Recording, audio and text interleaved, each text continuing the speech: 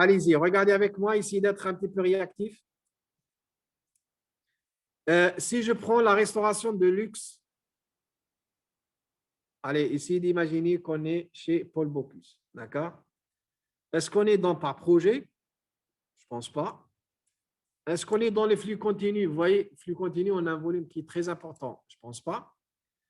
Est-ce qu'on est dans le renouvelable? Je ne pense pas. On est plus dans la petite série, en fait. On essaye de fabriquer un peu, d'accord, de plats très respectueux. Et du coup, là, on est dans le 2.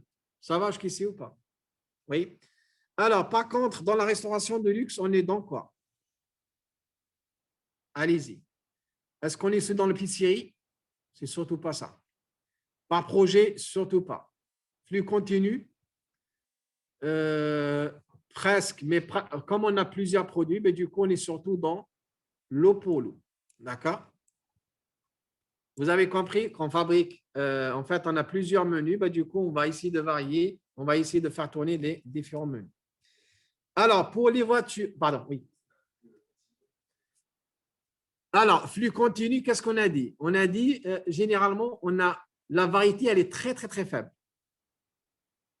McDonald's, quand même, on a une variété. On a le choix entre plusieurs. Et du coup, on n'est pas dans le flux continu. C'est bon, ça répond à la question? Tout le monde a compris la question ou pas?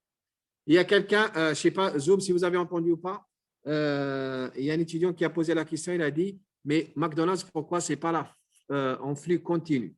Il a presque raison, parce qu'on fabrique quand même un volume qui est important, sauf qu'il ne s'agit pas du même produit qu'on fabrique tout le temps. En fait, on a une variété quand même qui est assez faible, mais bref, on a le choix entre plusieurs menus. Du coup, on n'est pas dans la fabrication en flux continu. Alors ensuite, l'usine automobile, là, ce qu'on a dit, l'usine, généralement, dès qu'on parle de l'automobile, c'est de l'eau pour l'eau ou l'eau renouvelable. OK? Alors ensuite, restauration de luxe, est-ce qu'on est dans l'approvisionnement et la fabrication à la commande? Est-ce qu'on est dans la fabrication à la commande? On est dans l'assemblage à la commande, fabrication sur stock, fabrication et livraison sur stock. Allez-y, à peu près. Assemblage à la commande, c'est vrai surtout si on a déjà tout préparé. Sauf que dans les restaurations de luxe, en fait, on essaie de pousser encore plus. On part vraiment généralement de la matière première qu'on a et on essaie de concevoir. En fait, je démarre quand vous me dites ce que vous voulez vraiment consommer.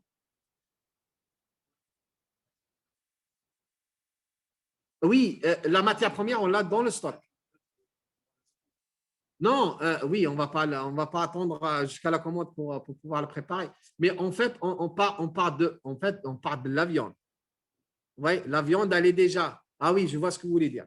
En fait, on a les ingrédients qui sont déjà, il reste juste à assembler. Ouais. Mais moi, je le vois plus comme une matière première, vous voyez. Mais c'est presque similaire.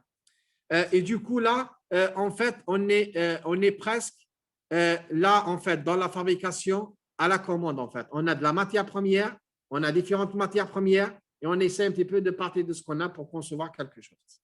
On est dans la 2. Après, honnêtement, là, on peut, si on a tout, on a juste des… alors, si je pense à Subway, les restaurants Subway, c'est ça? Ouais. En fait, vous avez déjà les ingrédients qui sont posés et là, vous allez concocter, plus ou moins, vous allez assembler ce qui vous intéresse dans ce qui existe déjà. Là, on est plus dans l'assemblage à la commande. Ça va? C'était juste pour rester dans l'exemple des… alors, chez McDonald's, qu'est-ce qu'on fait? Est-ce qu'on doit attendre? Ceux qui ont travaillé, moi, je ne l'ai pas fait honnêtement, mais bref, ceux qui ont travaillé m'ont dit qu'on anticipe quand même un petit peu et on essaye de fabriquer un petit peu en avant. D'accord? Et du coup, ce qu'on commande généralement, il est déjà été préparé. Sauf dans certaines périodes, on n'a aucune demande. Du coup, on attend, vous lancez la commande et après, on assemble. Mais en termes généraux, on est dans la fabrication sur stock. On fabrique en stock et là, on sait que ça va se vendre. Et si ça ne se vend pas, on le jette après. On est dans la 4. OK? Allez, j'accélère un petit peu. J'essaie de surveiller l'heure.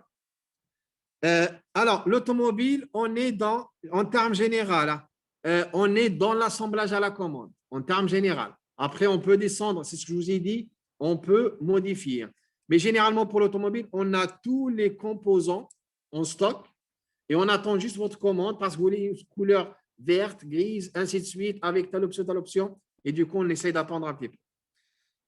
Alors, la variété chez, chez les restaurants de luxe, est-ce que c'est bas, c'est moyen, c'est élevé? Allez-y. Alors, bas, alors c'est entre bas et moyen, d'accord? Généralement, on a une carte, d'accord, dans laquelle on peut trouver quelques menus. Après, on peut se gâter un petit peu, on peut commander quelque chose de particulier, mais on est un petit peu entre 1 et 2.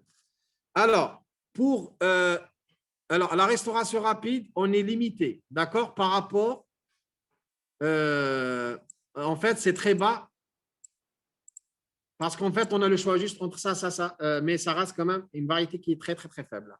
Après, moyen à partir desquels, mais bref, on essaie de rester quand même dans le… alors, l'automobile, là, on a dit quand même, on a plusieurs modèles, on a le choix entre plusieurs modèles. Du coup, on peut mettre le 2. J'accélère un petit peu. Le volume ici, on est bas parce qu'on ne veut pas, on ne cherche pas la quantité. Chez McDonald's, au contraire, on cherche la quantité. L'automobile, on est élevé, voire moyen. Alors, personnalisable, restauration de luxe, oui, on peut. Chez McDonald's, c'est la production de masse, mais bref, là, on intègre de plus en plus, mais des petites options. On peut rajouter du ketchup ou pas, mais bref, ça reste très marginal. L'automobile, on dit 2, on peut personnaliser ou pas, d'accord, avec le 1. Ça dépend le modèle qu'on va prendre. Main-d'œuvre qualifiée, là, oui, beaucoup. McDonald's, aucune. Et voiture aussi, aucune. C'est bon jusqu'ici ou pas? Allez, j'enregistre ça.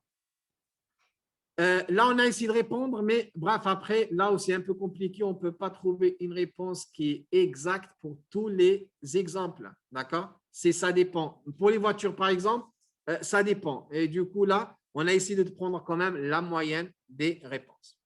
Est-ce qu'il y a des questions sur ce qu'on avait vu jusqu'à maintenant?